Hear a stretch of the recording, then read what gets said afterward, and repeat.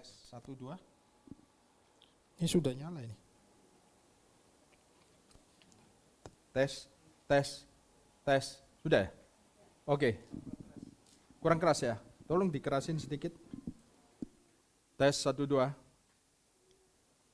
Tes 1 2. Udah? Oke. Pak. Iya.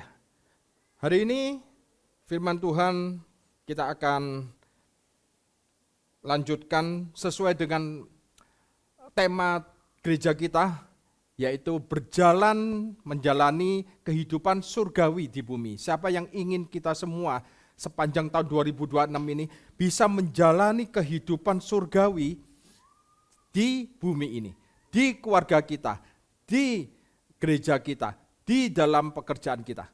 Kita semua ingin bahwa kehendak surga terjadi di dalam setiap area hidup kita.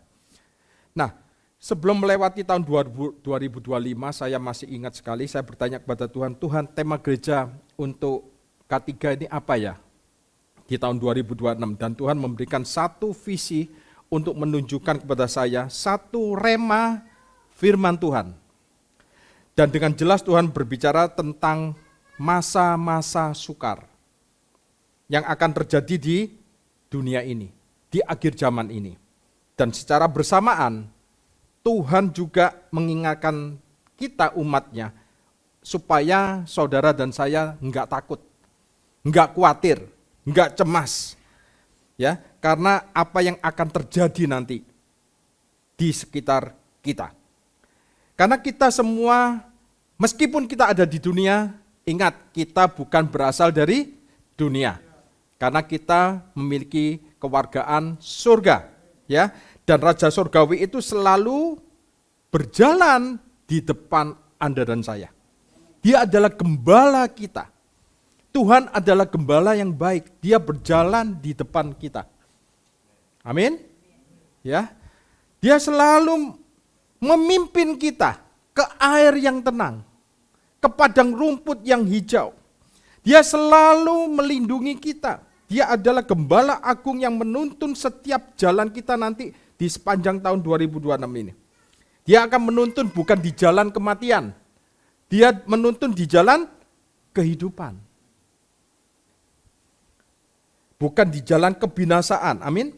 Tahun 2026 adalah tahun di mana Tuhan kita akan menjalani bersama Tuhan kita kehidupan surgawi. Tapi bagaimana kita bisa menjalani itu semuanya? Bagaimana kuasa untuk menjalani kehidupan surgawi itu bisa Anda terjadi di dalam hidup saudara. Dan saya percaya bahwa Tuhan memberikan firman-Nya kepada gereja kita, gereja GBK K3, adalah firman yang memang dibutuhkan untuk masa-masa yang hari ini kita hadapi. Jadi Tuhan ingin saya membagikan kepada Anda firman rema sepanjang tahun 2026 ini. Demikian juga nanti Pastor Yason juga pasti dapat rema juga. Apa artinya firman rema? Ada banyak sekali perkataan Tuhan di dalam Alkitab saudara. Mulai dari kitab Kejadian sampai kitab Wahyu. Itu disebut logos. Logos itu adalah perkataan keseluruhannya, itu logos. Logos adalah keseluruhan. Logos itu sudah menjadi manusia dan tinggal bersama-sama dengan kita. Ya, tinggal bersama-sama dengan kita melalui Roh Kudus-Nya.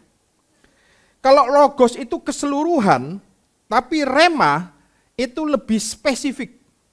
Rema itu adalah perkataan yang spesifik, instruksi yang spesifik, pesan yang spesifik untuk kita.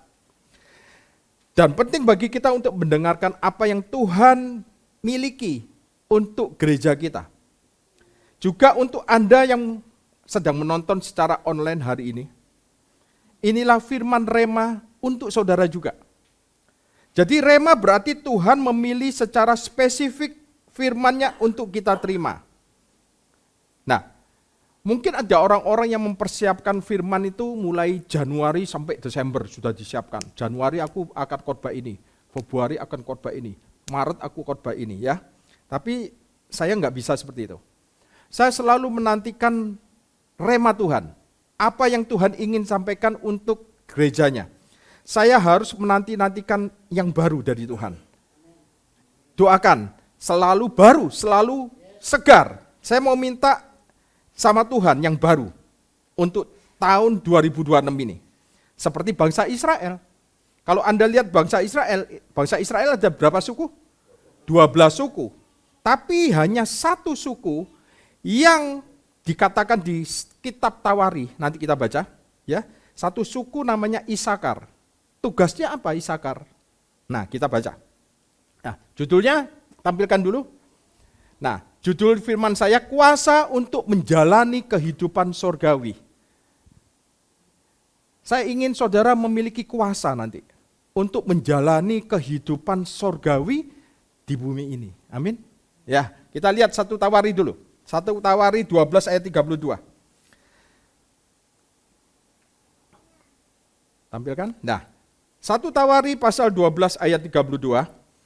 Dari Bani Isakar, orang-orang yang mempunyai pengertian tentang saat-saat yang baik. Sehingga mereka mengetahui apa yang harus diperbuat orang Israel. 200 orang kepala dengan segala saudara sukunya yang dibawa perintah mereka. Saya baca sekali lagi. Dari Bani Isakar, orang-orang yang mempunyai, Dari Bani Isakar, orang-orang yang mempunyai pengertian tentang saat-saat yang baik. Sehingga mereka mengetahui apa yang harus diperbuat. Tahun 2026, Anda harus tahu apa yang Anda harus perbuat. Menurut kehendak Tuhan. Ya.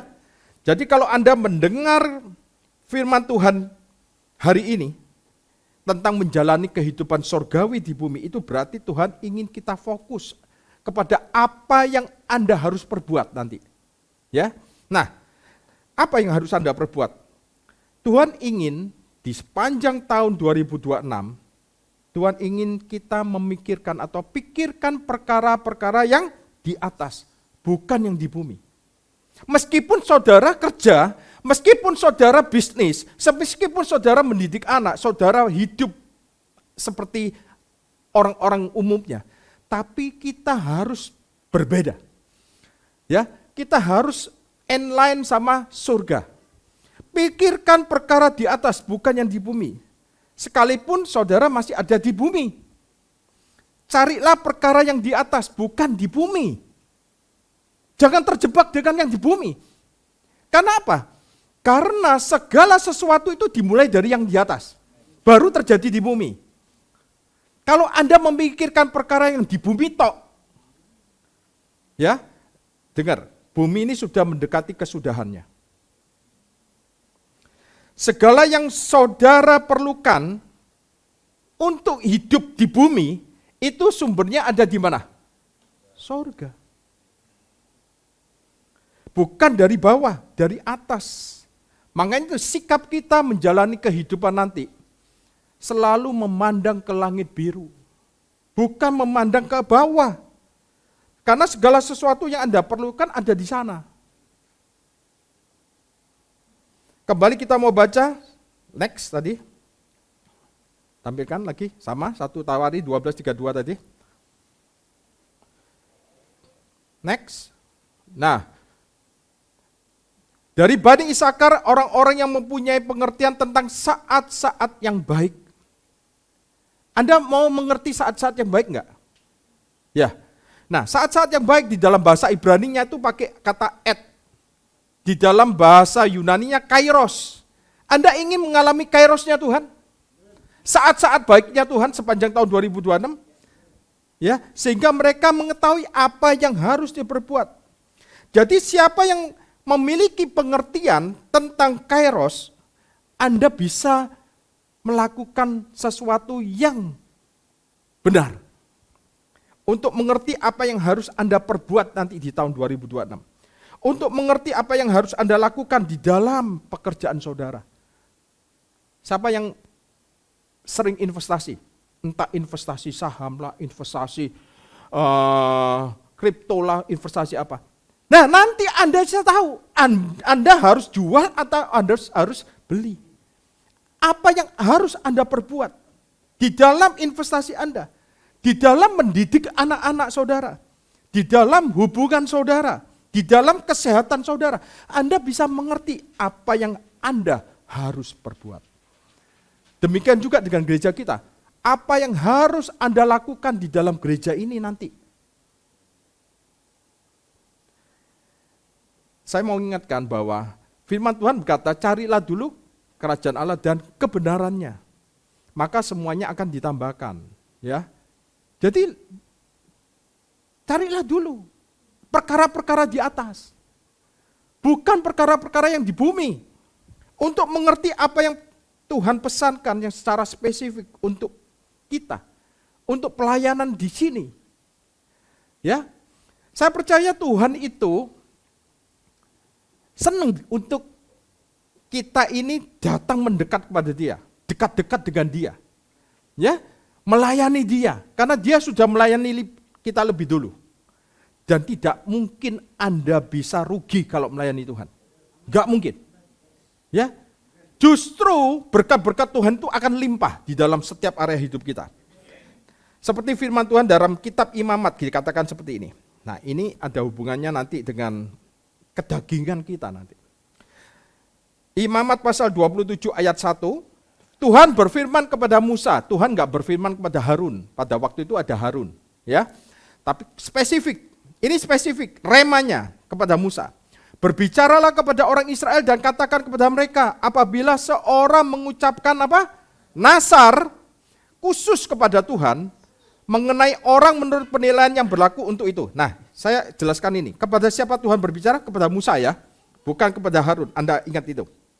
Nah, berbicaralah kepada orang Israel dan katakan kepada mereka, apabila seorang mengucapkan nasar khusus. Anda pernah berkali-kali dengarkan firman ini mungkin. Nah, saya akan jelaskan. Bila saudara bernasar kepada Tuhan, Anda tahu bernasar itu artinya apa? Janji, sumpah, lebih kerasnya tuh sumpah, lebih penekanannya tuh lebih kena sumpah.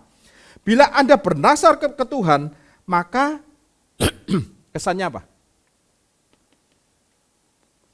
Kesannya itu fokusnya kepada kekuatan manusia. Tuhan ingin kita sadar akan kelemahan kita. Tapi jangan berhenti di situ, bergantunglah kepada kemahakuasaannya.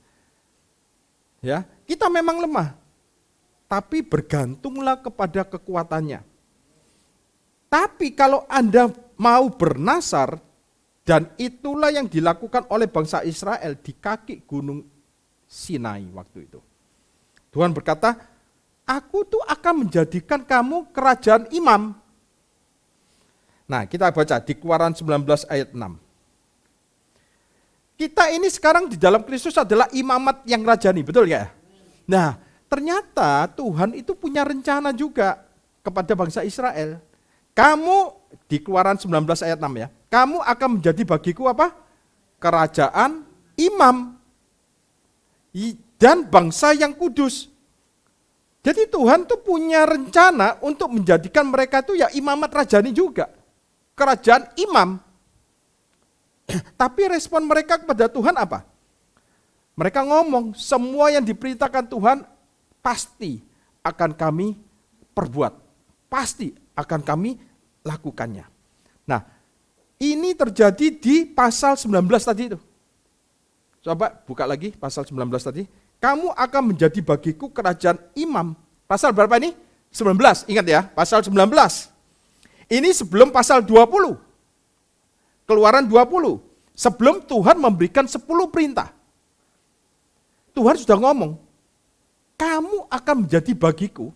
Artinya, aku akan menjadikan kamu kerajaan imam dan bangsa yang kudus. Yang menjadikan siapa? Tuhan. Ya. Tapi mereka ngomong sama Tuhan, Kol Aser Deber Adonai. Nah Aseh, itu dalam bahasa Ibraninya. Kol Aser Deber Adonai. Nah Aseh, semua yang kamu perintahkan, pasti kita laksanakan. Pasti kita akan lakukan. Padahal Tuhan membawa mereka keluar dari Mesir waktu itu. Ketika mereka nggak berdaya, mereka jadi budak, mereka nggak ada kekuatan, ya. Tapi mereka bisa mengatakan menyombongkan diri di mata Tuhan. Naaseh, kami bisa melakukannya.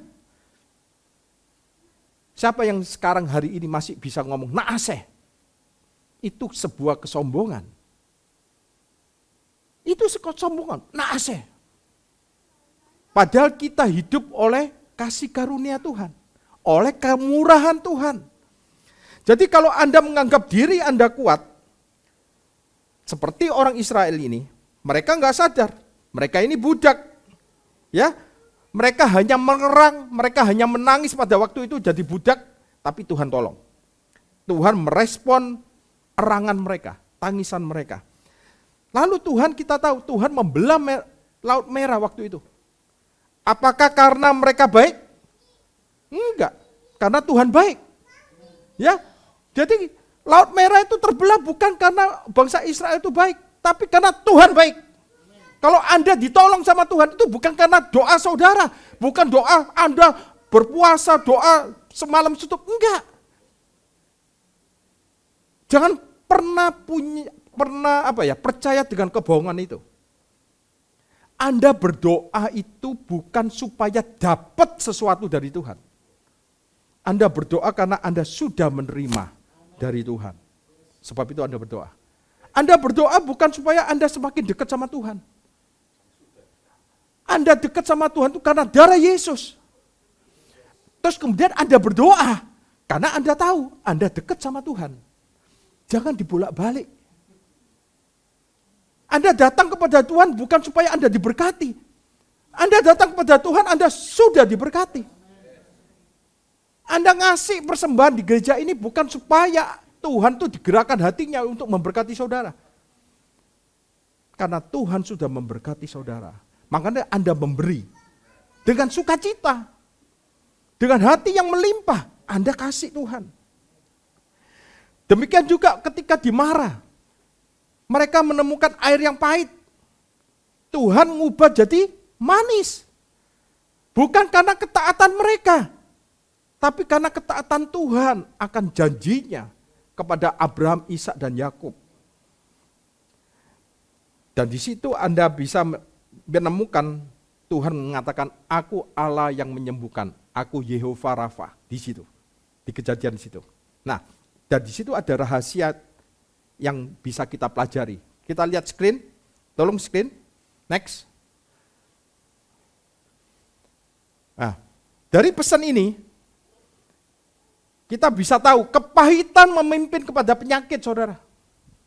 Tapi rasa manis atau salib bisa memimpin kepada kesembuhan. Ya, jadi kepahitan selalu membawa kepada sakit penyakit. Jangan simpan kepahitan. Buang kepahitan itu. Ya, ganti dengan salib Kristus. Salib Kristus itu mengubah yang pahit jadi manis. Dan memimpin kepada kesembuhan, memimpin kepada kesehatan, memimpin kepada yang panjang umur. Orang yang panjang umur, kalau Anda selidiki, orang yang tidak punya kepahitan. Enggak ada kebencian sama semua orang, enggak ada. Yang ada kasih. Bagaimana kita bisa mengasihi orang? Karena dia yang lebih dulu mengasihi kita. Sebab itu penuhi hati kita dengan kasih-Nya. Kalau Anda penuh dengan kasih-Nya, kasih-Nya itu akan meluap dengan sendiri. Bukan dengan effort kita, ya. Nah, lalu pada perjalanan selanjutnya Tuhan mengeluarkan air dari batu karang. Kemudian Tuhan menurunkan mana dari surga. Dan selalu dimulai dari apa? Dari sungut-sungut mereka. Mereka sungut-sungut, Tuhan kasih mana. Mereka sungut-sungut, Tuhan kasih keluarkan air. Saya tanya, sungut-sungut itu dosa enggak? Dosa. Tapi kasih karunia Tuhan lebih besar daripada dosanya mereka. Kasih karunia Tuhan itu bereaksi. Alkitab berkata apa? Ketika dosa bertambah banyak, kasih karunia semakin berlimpah. Ya, kalau kita dengarkan Injil kasih karunia selalu hafal. Oh iya ya, di mana di mana dosa bertambah banyak? Di mana itu berbicara tentang apa? Letak. Letak. Di mana letaknya dosa saudara? Kelemahan saudara.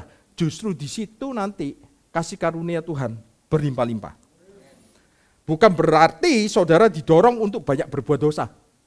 Banyak orang yang salah paham dengan pengajaran kasih karunia. Oh, pastor ini ngajari kasih karunia, hyper grace, kasih karunia murahan. Saya kasih tahu. Kasih karunia itu di sisi kita murah. Kita terima dengan cuma-cuma. Free. Tapi di sisi Tuhan, gak cuma-cuma saudara. Mahal sekali. Yesus anaknya diserahkan untuk kita. Supaya kita menjadi keluarga. Masuk di dalam keluarga Allah. Kemarin saya lihat film, judulnya Unexpected Family. Ya, Jackie Chan. Artinya unexpected family itu keluarga yang tidak diduga. Yang tidak disangka-sangka. Saudara ini unexpected family in Christ. Kita ini dijadikan keluarga. Karena darah Yesus. Bukan karena kebaikan saudara. Darah saya gak bisa untuk menjadikan Anda keluarga kerajaan Allah. Darah Pastor Yason gak bisa. Gak bisa saudara. Hanya darah Yesus yang bisa membawa kita menjadi unexpected family. Anda harus lihat itu. Dan siapkan tisu. Akan dredes ada. Iya, saya sama istri saya nuangis, ya kan? Bagus filmnya, ya, Anda lihat. Jadi unexpected family. Anda disatukan meskipun saya gak kenal sama saya bukan keluarga sama Pastor Yason, sama Wijun, sama Rianti, saya gak kenal, saya bukan keluarga. Tapi Tuhan jadikan kita, sama Pak Rinto juga ya, Pak Rinto. Nah, kita dijadikan keluarga. Sama Maurice ya, semangat Maurice, sehat dia sekarang. Ya, puji Tuhan. Kita kepingin kita ini lihat semuanya umur yang panjang. Ya, kita bisa melayani sampai tua nanti. Tapi dengan kasihnya Tuhan, bukan dengan kasihnya manusia. Kalau kasih manusia, kasih saya terbatas saudara. Tapi kasih Tuhan yang mempersatukan kita, yang mempererat kita. Bukan siapa-siapa yang mempererat kita, bukan uang saudara. Yang membuat kita ini jadi keluarga, bukan. Darah Yesus. Ya, jadi Alkitab berkata ketika dosa bertambah banyak, kasih karunia semakin berlimpah. Kembali ke kaki Gunung Sinai, mereka mulai merasa diri hebat. Mereka bukan fokus kepada kemurahan Tuhan, bukan fokus kepada kebaikan Tuhan, tapi fokusnya kepada, oh aku bisa. Semua yang difirmankan Tuhan, aku bisa lakukan. Jadi manusia bernasar kepada Tuhan dan ternyata mereka gagal. Selama 1500 tahun sampai Yesus datang, mereka sadar mereka gak bisa. Mereka gak bisa melakukan hukum Taurat. Bahkan sampai hari ini, ingat, sampai hari ini masih banyak orang berpikir mereka bisa menaati hukum Taurat. Gak bisa. Dan Rasul Paulus itu terkena apa ya? Terkena jebakan dengan hukum Taurat yang ke-10. Anda ingat hukum Taurat ke-10 apa? Jangan mengingini. Anda pernah enggak mengingini? Aku pengen punya rumah ini, aku ingin punya mobil ini, aku ingin punya HP ini. Itu dosa saudara. Ingin aja dosa wisan. Gitu loh. Ya. Jadi gak ada yang bisa mentaati hukum Taurat. Tapi di dalam Kristus Yesus, hukum Taurat digenapi di dalamnya. Malahan di dalam Kristus, saudara melakukan lebih daripada tuntutan hukum Taurat. Hukum Taurat berkata, kamu jangan mencuri. Di dalam Kristus, Anda menjadi murah hati. Anda jadi memiliki hati yang memberi. Bukan hanya tidak mencuri, tapi Anda suka memberi. Nah, hukum Taurat berkata, kamu jangan berzina. Ya kan? Berzina artinya apa? Tidur sama lawan jenis yang bukan pasangan kita. Itu namanya berzina, ya. Tapi hukum Taurat tidak mengajarkan bahwa kita suruh mengasihi pasangan kita. Yang penting jangan berzina. Ya.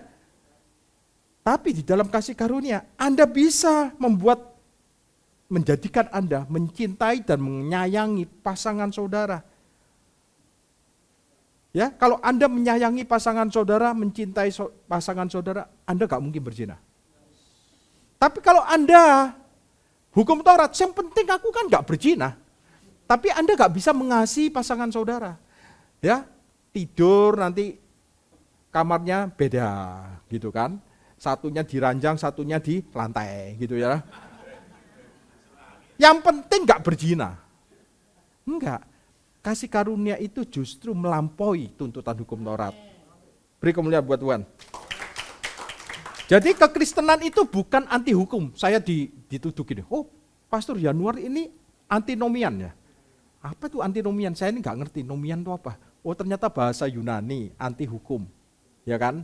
Soalnya saya seolah-olah nggak butuh hukum Taurat gitu ya. Saya ngomong, saya justru menghormati hukum Taurat. Justru saya ngasih tahu kamu ya, justru saya nggak bisa melakukan hukum Taurat. Saya butuh kasih karunia Tuhan untuk bisa melampaui tuntutan hukum Taurat. Benar. Kalau Anda hukum Taurat, Anda akan terjebak dengan dosa. Karena kuasa dosa adalah hukum Taurat. Anda baca, kuasa dosa adalah hukum Taurat. Justru Anda ngajarin hukum Taurat, justru yang berkuasa bukan kekudusan, tapi dosa. Ini permainan iblis. Selama bertahun-tahun saya pelajari Alkitab, oh ternyata iblis itu pendusta, bapak segala dusta. Ya, dia selalu membohongi kita. Ya, kita lihat 1 Korintus pasal 15, kita baca. Sengat maut ialah dosa, dan kuasa dosa ialah apa? Yang ngomong ini Alkitab, saudara. Saya lebih percaya Alkitab daripada pengajaran-pengajaran teologi-teologi yang di luaran sana.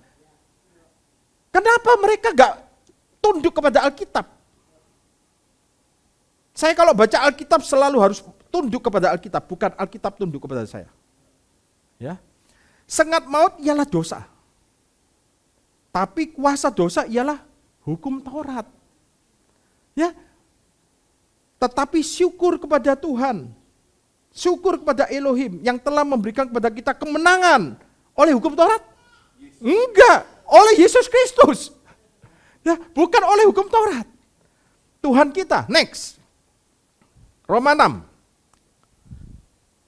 Sebab Anda mau dikuasai dosa atau dikuasai kekudusan? Kekudusan. Kita baca. Sebab kamu semua tidak akan dikuasai lagi oleh dosa. Haleluya. Ya, aku tidak dikuasai oleh dosa. Karena apa? Karena kamu tidak berada di bawah hukum Taurat. Tapi di bawah kasih karunia. Haleluya. Jadi kalau saya ubah kata-kata ini, kamu akan dikuasai lagi oleh dosa. Karena kamu tidak di bawah hukum, karena kamu tidak di bawah kasih karunia. Karena kamu tidak di bawah hukum Taurat. Kamu dikuasai dosa lagi. Ya toh? Makanya bayangkan, sekolah minggu diajari the 10 commandments, 10 perintah Allah. Semakin anak kecil semakin hafal, semakin dosa berkuasa. Loh iya toh, firman Tuhan yang ngomong.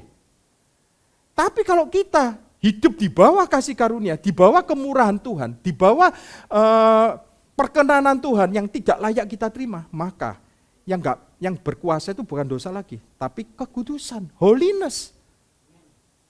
Holiness yang berkuasa, Pak, Bu. Ya. Sebab itu next kita lihat. Itu sebabnya kasih karunia adalah rahasia kekudusan terbesar bagi kita manusia berdosa. Saya ketika mengetahui ini, mengetahui kunci ini, saya sungguh bersyukur. Dan saya percaya di sini semua orang-orang bersyukur semua. Iya, kok baru sekarang saya ngerti ada yang, itu Bu Linda, kok baru umur 50 lebih ngerti ya aku ya. Kok gak dari dulu ngerti aku. Ya kan? Ada yang ngerti barusan usia 60 lebih mungkin, tapi gak apa-apa, gak ada yang telat.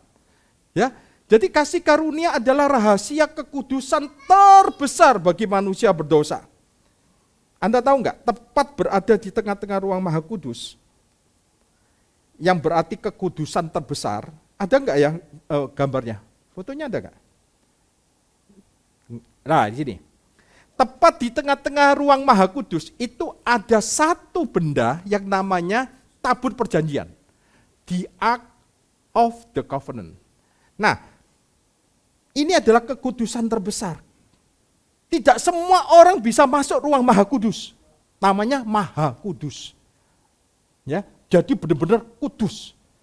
Kekudusan terbesar, dan di situ ada hanya satu perabotan. Namanya the Ark of the Covenant. Namanya tabut perjanjian, dan di atas tabut perjanjian itu ada kerubim 2, itu namanya tutup pendamaian, the mercy seat. The mercy seat, ya artinya apa the mercy seat? Tata kemurahan Tuhan, gambaran kasih karunia Tuhan. Jadi tepat berada di tengah-tengah ruang Maha Kudus, itu adalah kasih karunia Tuhan. Jadi kasih karunia Tuhan adalah pusat dari hati Bapa. Kasih karunia itu pusat dari hati Bapa.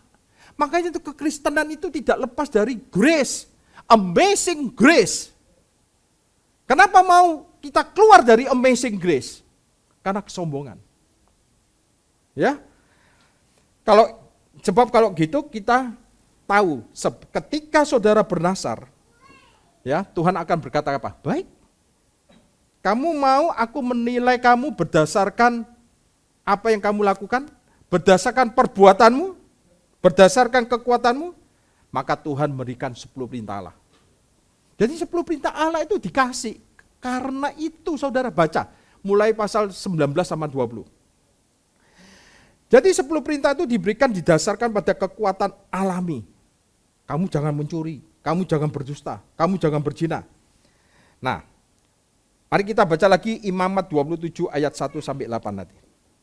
Tuhan berfirman 1 sampai 2, sorry.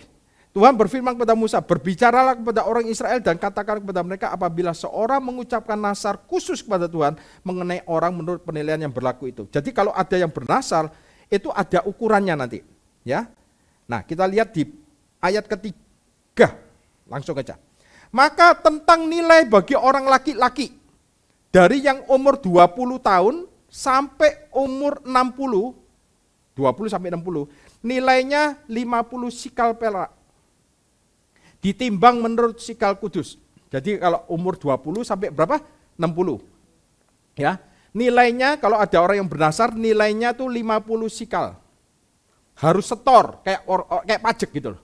Harus setor 50 sikal perak ke bait Allah. Tetapi jikalau itu seorang perempuan, maka nilai itu 30, lebih murah.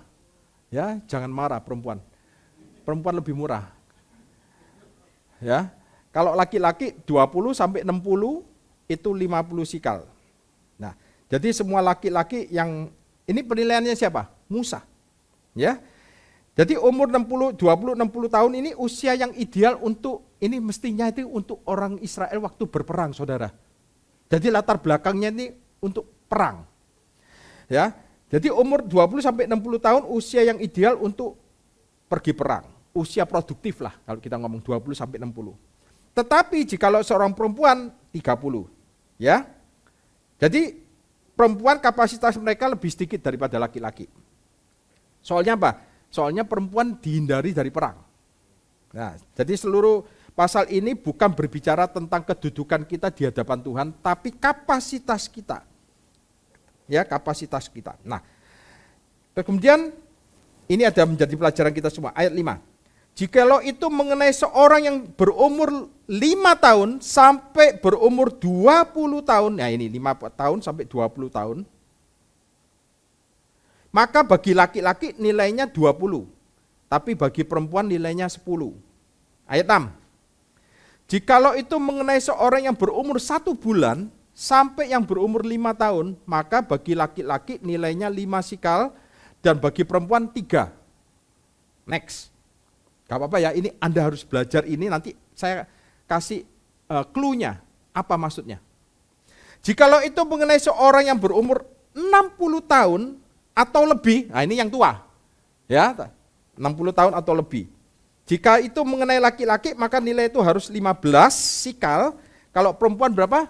10, 60 tahun ke atas. Kita semua hari ini mungkin ada yang sudah umur 60 ke atas. Ya, atau yang baru 60. Jadi dari usia prima hidup manusia itu 20 sampai 60 tahun, mereka harus bayar ke Rumah Kudus 50 sikal perak. Ya. Jikalau itu mengenai seorang yang berumur 60 tahun, ya inilah yang dunia katakan.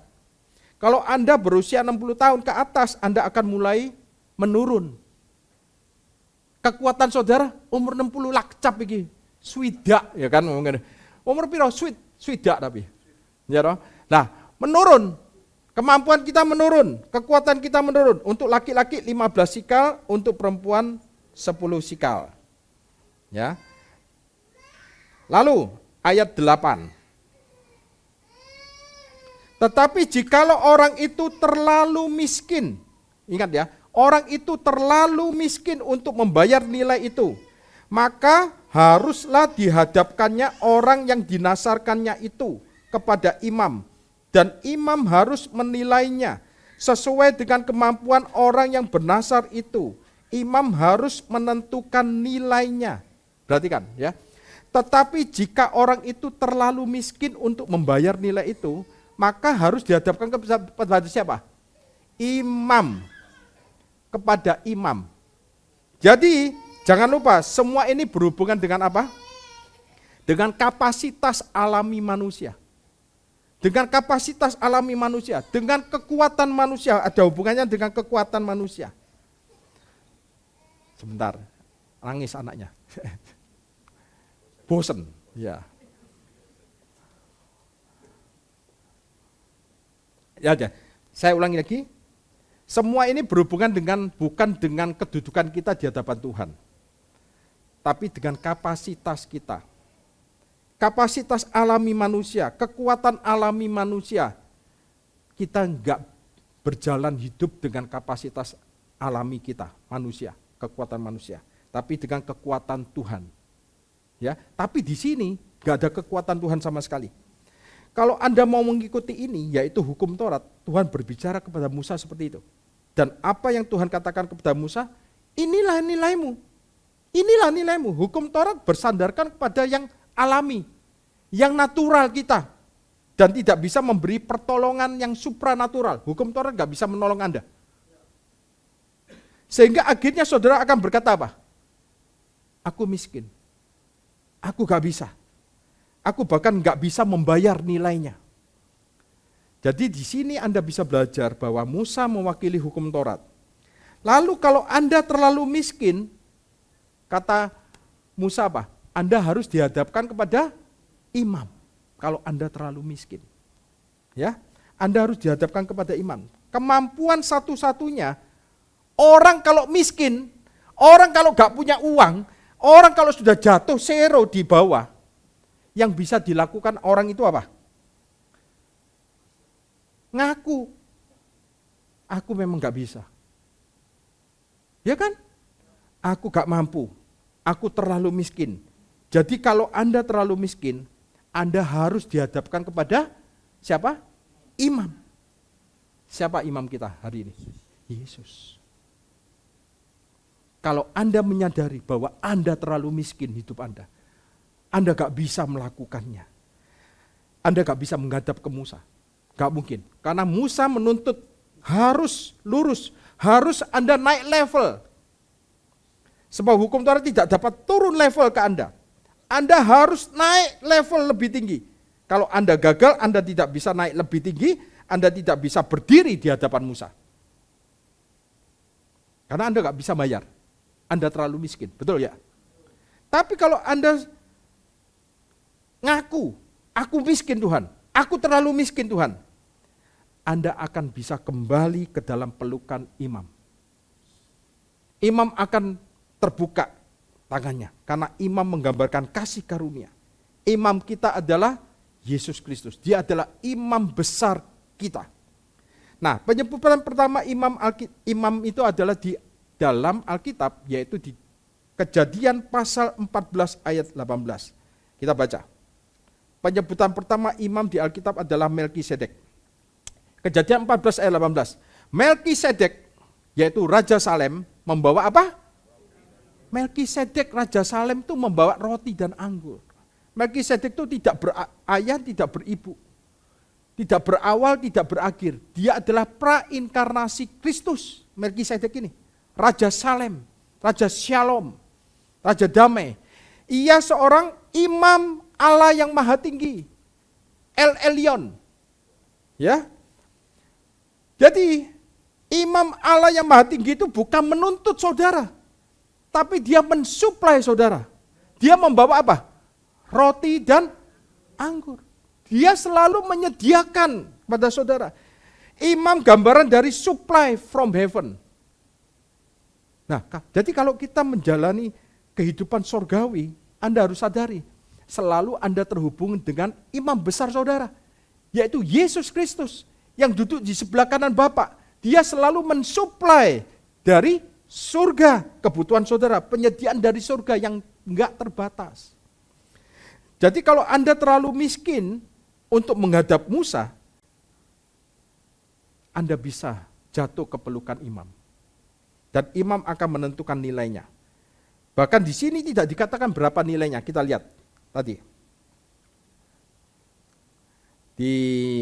Saya buka lagi supaya Anda baca lagi ayat yang ayat ke-8. Ayat ke-8. Nah, imam harus menilainya sesuai dengan kemampuan orang yang bernasar itu. Imam harus menentukan nilainya. Siapa yang menentukan nilainya? Imam. Ya. Imamlah yang menentukan nilainya. Kalau imam yang menentukan nilainya, nilai Anda lebih besar dari 50 sikal usia prima itu, usia produktif itu. 20 sampai 60 kan 50 yang paling besar. Kalau imam yang menentukan, nilai Anda lebih besar daripada itu semua. Nah, apa maksud saya membagikan kisah ini untuk kita semua? Saya mau katakan bahwa imam besar kita yaitu Yesus Kristus, Tuhan kita. Dia ingin Anda di panjang tahun 2026 ini, Anda kuat, Anda sehat, Anda diberkati, Anda menjalani hidup yang supranatural, yaitu menjalani kehidupan surgawi di bumi ini secara supranatural. Karena Anda bukan berasal dari dunia ini. Kalau usia Anda 1 bulan sampai 5 tahun, Anda masih lemah. Kalau usia Anda 20 sampai 60 tahun, dunia mengatakan itu adalah usia prima, usia produktif. Semua itu alami, semua itu benar. Dan tubuh Anda merespon dengan cara itu. Itu benar. Jadi kita bukan menyangkal kebenaran itu, fakta itu enggak.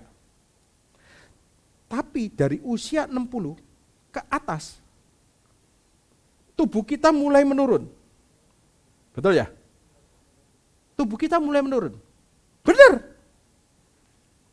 Secara alami. Beberapa kita ada yang hampir berusia 60 tahun. Bahkan sudah ada yang 70 tahun. Dan secara alami memang seperti itu. Pak Anton barusan operasi apa, Pak? Operasi hernia. Nah, jadi kita gak menyangkal yang alami itu. Tapi Tuhan ingin umatnya itu bisa dibedakan secara alami. Ya, jadi dibedakan dengan yang alami. Tuhan ingin kita, makanya tuh saya sangat menerima rema ini. Tuhan ingin kita menjalani kehidupan surgawi, bukan secara alami. Jangan terus Anda ngomong mulut Anda memperkatakan, oh ya aku wis tuwek rek. Ya memang ngene tuwek, motoku wis rabun ini, wis tua aku. Oh, kakiku lemah. Please stop omongan itu. Karena hidup dan mati kita dikuasai oleh lidah. Siapa yang menggemakannya akan makan buahnya. Jangan ngomong yang buruk. Ya. Hiduplah di bawah kasih karunia. Jadi apakah ada orang yang mengalaminya? Bahkan di perjanjian lama. Di perjanjian lama itu mereka hidup di bawah hukum Taurat. Tapi adakah orang yang mengalami manifestasi kasih karunia itu? Padahal mereka hidup di bawah hukum Taurat. Ada enggak? Ada. Musa contohnya. Ya. Di Ulangan, ketika ia meninggal, usianya berapa? 120 tahun, kita lihat. Musa berumur 120 tahun. Haleluya. Ketika ia mati, matanya belum kabur. Ya. Dan kekuatannya belum hilang. Amin. Itu terjadi kepada kita.